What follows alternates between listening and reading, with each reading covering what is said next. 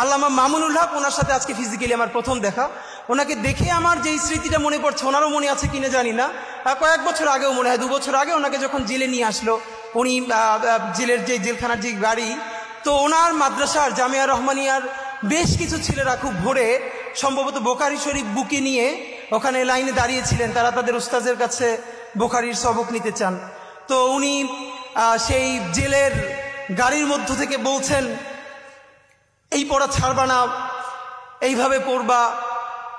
আমি ভাবি আসলে এই যে মাদ্রাসা শিক্ষা, মাদ্রাসার শিক্ষক ছাত্র জুলুম, এ নিয়ে তো প্রচুর কথা বলি, কিন্তু সত্য কথা এই পরিবেশটা আসলে বোঝা যায় মানে রুহানিয়াত এমন জিনিস, মানুষ নিজের চেয়ে নিজের উস্তাদকে ভালোবাসতে পারে। এটা মনে হয় সম্ভবত খুব কাছ থেকে না বুঝলে, আসলে না চিনলে মানুষ বুঝবে না।